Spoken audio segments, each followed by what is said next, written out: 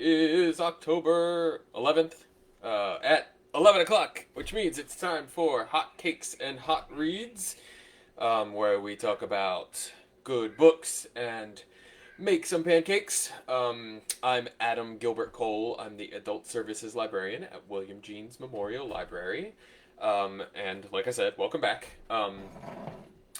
As always, I would like to say thank you to William Jeanes Library patron John Lewis for the suggestion for this program. Some library news. If you haven't seen it yet, you should check out on our Facebook page the video of myself and Sarah Huff, our Teen Services Librarian, and Rachel Fecco, our Children's Librarian. We tried out a new program this week called Nights at the Round Table. Each of us picked a book from our age range we serve in the library. All three of us read each of the books, and then we got together to talk about it. It was a lot of fun, and we talked about some really great books, so you should check it out. Again, it's on our Facebook page. Other things coming up at the library this week, we have book club on Wednesday afternoon. We are reading On Earth, We Are Briefly Gorgeous, which was the book that I picked for the Nights at the Round Table discussion. I'm really excited to talk about that book with people because I loved it. And then on Saturday afternoon at 2 o'clock, you can find all this stuff at our library, or at our website, jeaneslibrary.org. On Saturday at 2 o'clock, I will be hosting a Zoom webinar to show off Ancestry.com's library edition. So there's an edition they make available to libraries. And because so many of us are stuck at home right now, the Ancestry, EBSCO, the company that hosts Ancestry, has made it free to use in your homes until or through December, possibly longer. So Saturday at 2 o'clock, I'm going to show you some tips and tricks about how to use Ancestry Library Edition over Zoom. Okay, so we're talking about books. We're making pancakes. All the books I talk about today, actually, I think all the books I talk about today are only available in hard copy in our library collection. You can find the catalog at jeaneslibrary.org, but that doesn't mean that you shouldn't go and use the app Libby, which you can download on your smartphone or your tablets. You can browse our collection of downloadable ebooks and audiobooks there. So today's pancake is a pretty simple recipe, actually, and it's sort of more, it's a crepe. It's a crepe. But it actually is, it comes from South Africa. It's a pannekoek. It's light and like a crepe, sort of thin, and we're going to make it, and I'm going to serve it up very quickly after it's done because you have to serve it very fast, but it gets served with a little bit of lemon juice, some cinnamon and sugar. This is my children's favorite thing to sprinkle on toast, so they're probably going to love it on this as well. Alright, so let me show off my ingredients today, everybody, before we get started. I have 1 cup of all-purpose flour. I have 3/4 of a teaspoon. Oh, wow, I'm just realizing. Nope, 3/4 of a teaspoon. I did that right. Haha, 3/4 of a teaspoon of baking powder. Happy Sunday, Adam. Half of a teaspoon of salt. 2 eggs. These guys are still coming up to room temperature, so we'll see how that goes. I measured out 250 milliliters of milk. If you don't have something that measures in milliliters, it's basically a cup and a tablespoon. And we have 3.5 tablespoons of unsalted butter, which we are going to melt in the pan later and then mix in with all of our ingredients. Before I start mixing, I'm going to talk about our first book today because this really doesn't take very long to mix together and make. So, our book number 1 is Vesper Flights by Helen Macdonald. Helen Macdonald is the author of a book that I love very much called H is for Hawk. It was one of my favorite books. I think it was published in like 2016. It's one of the books that I still think about, years and years later, having read it back then, and I've read it a few times since then also. It's a really kind of hard book to describe because it's part memoir, about the grief she experienced when her father suddenly died. It's also part natural history of falconry, and it's a chronicle of her attempts to tame one of the hardest birds to tame in falconry, a goshawk. Um, it's the that book is really like it's a beautiful elegy, but it's also weirdly claustrophobic in her sort of withdrawal into herself and her grief. There's a lot about the author of the book, The Once and Only King, whose name is escaping me right now, White, but he plays a really big role in the book. Anyway, that's H is for Hawk. Read that one too. But Vesper Flights is her newest book that was just published. It is a collection of essays. She started out as a science historian before she became a full time writer, and so you can see sort of her love of the natural world in this book. She writes really exquisitely, and her purposes mostly in these essays are to make us pay attention to the natural world. She's really fearful about what she calls and what a lot of scientists have termed the sixth extinction. We're in the midst of a mass die-off of animals and different species across the world, especially insects, which are pretty heavily linked to birds, and she is a lover of birds. She's British, and so a lot of the wildlife that she talks about in the book is British. So you get that going for you too, where you're learning a little bit about, the natural worlds, some of the things that happen in Britain that maybe don't happen here. But yeah, she's a beautiful writer, and her attention to the natural world is really, really lovely to witness. So, Vesper Flights by Helen Macdonald. Check that one out. And also check out H's for Hawk. Alright, so now I'm going to mix these things together. Because, like I said, it's not going to take a whole lot to make this. But, alright, I'm putting my salt and my baking powder into my flour. I am going to sift them together. More like whisk them together here, but... And then... once I've got that mixed up, I will also crack my eggs into the milk. 1, 2. I always want to count like the count from Sesame Street when I am counting out loud, making something. Maybe you'll get me to do that on camera one of these times. Alright, so we've got our dry ingredients mixed together, our wet ingredients mixed together. I'm gonna whisk the eggs into the milk. So I couldn't hear what you said. yeah, I know. My watch is trying to talk to me, everybody. Alright, so for our next book, as I was looking over my notes today, I realized I prepared all nonfiction for you today, except for the lightning round, which is not normally my reading genre, so... this is The Grave on the Wall by Brandon Shimoda. Available as a hard copy in our catalog. Like I said, all the books I'm talking about today are just hard copies in our catalog. You can go to our Overdrive website or in the Libby app and search for a book, and when you don't find it, they'll list it at the bottom and say, not available in your collection. You can suggest it for purchase to our consortium. So if any of these sound amazing and you really want to listen to them on downloadable audiobooks or read them on downloadable ebooks, go ahead and suggest them that way.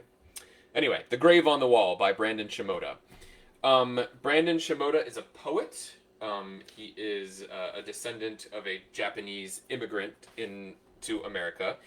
And he grew up knowing his grandfather, but not really knowing him because his grandfather was suffering from Alzheimer's for pretty much all of Brandon's young life until he passed away when Brandon was 20. And so Brandon is exploring his grandfather's history, and it's also sort of an overarching exploration of what graves are and memorials and that sort of thing. At one point in the book, he writes, "A grave is anywhere we leave an unrepeatable part of ourselves, a part that has broken away." This book actually has a lot in common with the book that we're talking about in at our book club this week. In that book is written by a poet. This book is written by a poet. When poets dip into the prose genre, the prose genres, John metric system. I just saw that. Sarah, John, hi.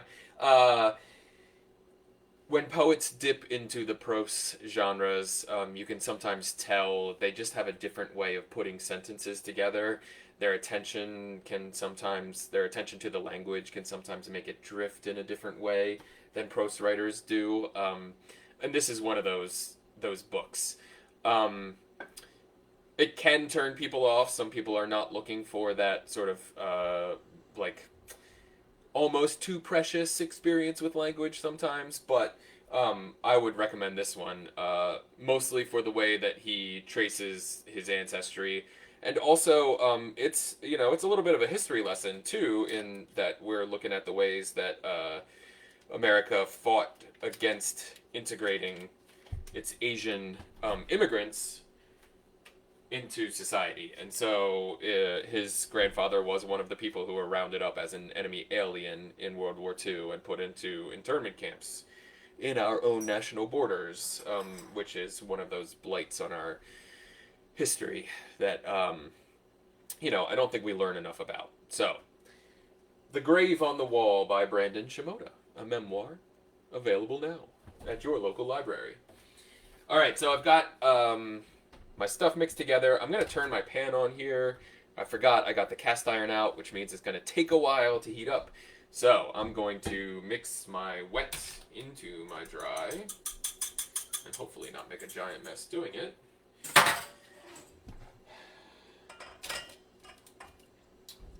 Alright. So what should come out here is a pretty thin batter that we can pour in after the butter melts. Alright, so while I'm blending this, let's talk about book number 3, which is a big one, everybody. Chonk. This is The Age of Surveillance Capitalism, The Fight for a Human Future at the New Frontier of Power by Shoshana Zuboff. The irony of talking about this book while I'm presenting on Facebook is not lost on me, but the author here is well, let's back up for a second. So think about all the things you do all day long online. You're using your smartphone constantly. It's in your pocket. You have smart speakers, or some of us do. You may have a smart thermostat that adjusts the temperature for you in your house at preset schedules that you can access from an app on your phone. All of these experiences are creating a web of data about us that we leave behind everywhere we go. This batter is not getting unlumpy. I don't know. Do you go for a run and record your outdoor runs? Do you hire Ubers? Do you do any of that stuff? This book is about the sort of power that companies have over that data trail that we make, and how they use that data to produce consumption, I guess, in a way. We're talking about surveillance capitalism. So you're listening to me talk and you're thinking 600 pages of that, huh, Adam? But the book is really fascinating look at sort of economics and our political structures now. It does have, like a pretty humanistic approach to detailing the impact that this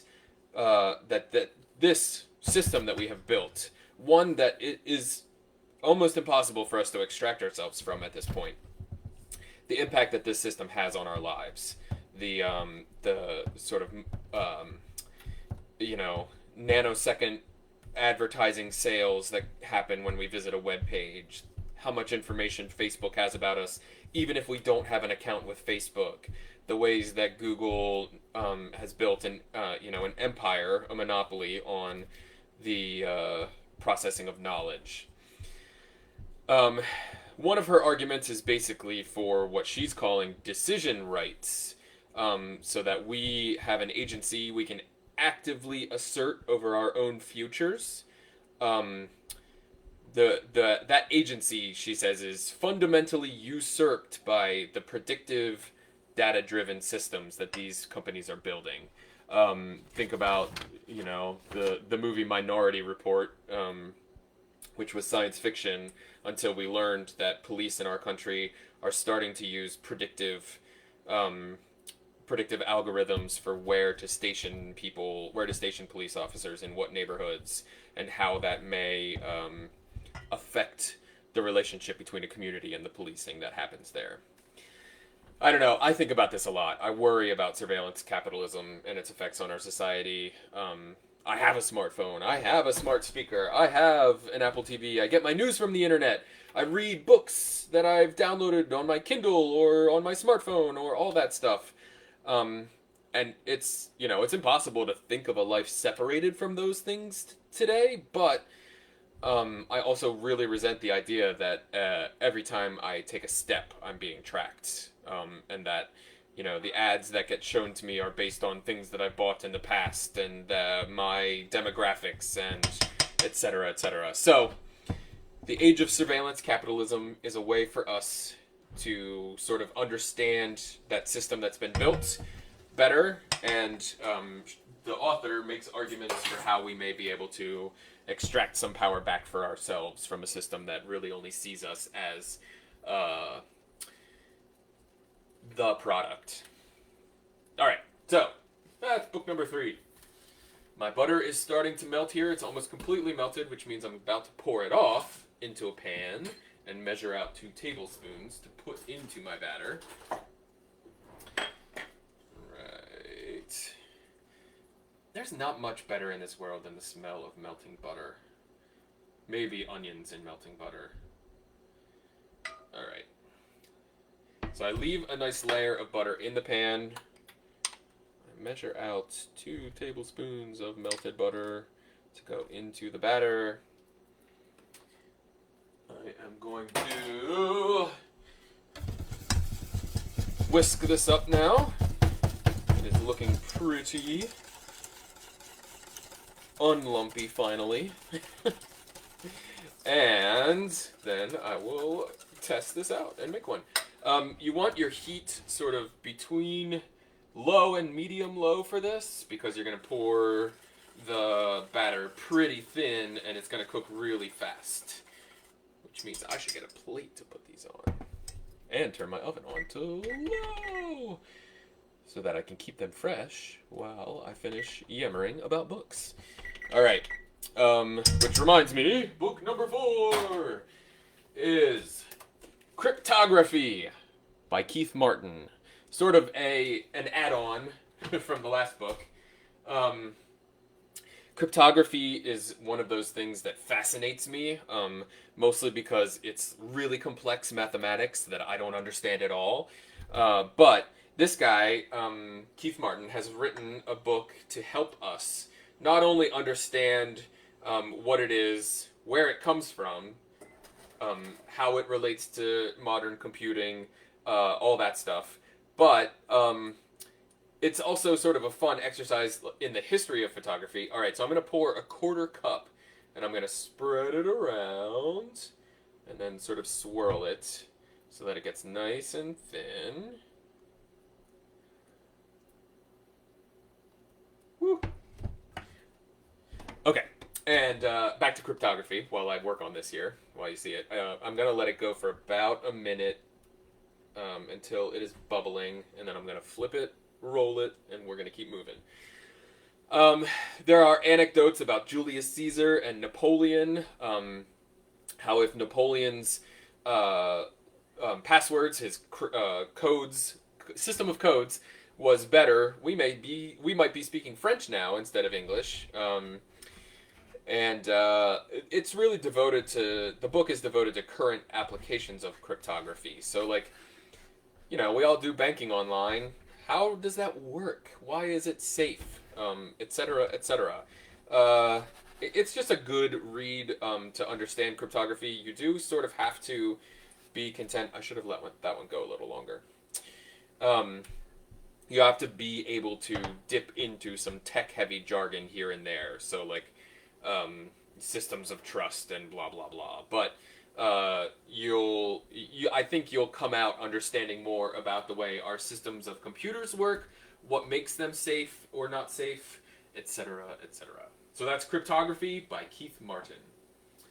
The last book before the lightning round is See No Stranger, a memoir and manifesto of revolutionary love by Valerie Kaur. I think I'm mispronouncing her last name, by the way. It just left my head. Anyway, she is an American Sikh. So she is from the Sikh community, the religious community, and she is writing a memoir of her life and also a manifesto of what she is calling here revolutionary love. I saw an interview with her where she talked about this a little bit, and so I picked it up just to see if what she was saying. I thought what she was saying was interesting. She was talking about the rage that she felt as a woman of color, a minority in our system, and how she was transforming that rage into an appreciation for the people, even the people who hate her, how she would find a way to love those people anyway. The memoir parts of the story, excuse me while I reach in front of my camera and bump it. The memoir parts of the story are really lovely and detail her growing up in California. She is a great writer. There are parts of the manifesto part that I remain unconvinced by, but I'm willing to give it a shot. She really makes a case for the understanding of yourself, the systems that have built you, giving yourself the power to love who you are, where you come from, and then being able to transfer that out to the world, and a world that may not see you in the same way that you see yourself. She is, like I said, a pretty delightful writer and an even better speaker, actually. She has, I don't always love listening to these, but she has a TED Talk about this where she makes a really great case for her experiences in America. The Sikh experience in America really sort of devolved after 9/11, so many things didn't they? But she writes about her experiences traveling across the country, talking to people, Sikh communities, non-Sikh communities, that sort of thing. She remembers the shooting at the Sikh temple in 2012 in Wisconsin, that barely seems like a blip on our radar these days. But all these things look so good, you guys. I can't wait to sprinkle some sugar and lemon juice on them and eat them. But I would pick it up for the memoir part, especially just the story of her growing up in California, the community that she experienced there. All right, so that's See No Stranger, a memoir and manifesto of revolutionary love by Valerie Kaur. All right, we got lightning rounds, everybody, and then I'm gonna eat some crepes, some pannakok from South Africa. The recipe, where I got the recipe, says that these are often served on rainy days when you just want something light but warm. And I think I probably should have buttered that first. We'll see how that goes. It's pretty gray outside today, and we're about to get a day's worth of rain here. So I feel like maybe this was a good choice. All right. Lightning round. The Fortress by S.A. Jones. What would happen if all the terrible, cheating men in our patriarchy had to live in a place called the Fortress that was run by women to make them realize who they are and what they do to people? The Fortress by S.A. Jones. Unworthy Republic The Dispossession of Native Americans and the Road to Indian Territory by Claudio Saunt. Exactly what the title says. A history, an American history of how the natives' land was taken from them. How the West stole democracy from the Arabs. The Syrian Arab Congress of 1920 and the destruction of its historic liberal Islamic alliance. Again, exactly what it says. A detailed accounting of that that Congress and in 1920 and how it carried over into all the international interactions since then. I think I might have talked about this one already, everybody. The Lost Art of Dying, Reviving Forgotten Wisdom by L.S. Dugdale, M.D. Again, exactly what the title says. A lovely little look into the art of dying well. Something that our culture is often uncomfortable dealing with these days. On Account of Race, the Supreme Court, White Supremacy, and the Ravaging of African American Voting Rights. I feel like that is a timely choice right now. Good for us to understand where we come from, what the Voting Rights Act is, what it does for people. Gotta turn my heat down a little bit. Smoking butter. And that is that. The next one is Wonderland by Zoya Stage. Or Stage? Boy, I should really look up how to pronounce these names before I do this, shouldn't I? Wonderland. A sort of horror book for October. And Ink and Sigil from the world of the Iron Druid Chronicles. A light fiction read about a sort of hot tattooed druid who can't talk. It sounds ridiculous, and it is a little ridiculous, and it's a fun read. Alright, everybody, I am almost done here. While that one cooks, I'm going to cut my lemon in half. I'm going to squeeze a little lemon juice over and into my pan. You can hear it crackling. Squeeze a little bit of lemon juice over my cooked pennycock, and I'm going to sprinkle a little cinnamon and sugar. And just rolled up. I'm going to take a bite. Sorry, you can't have one too.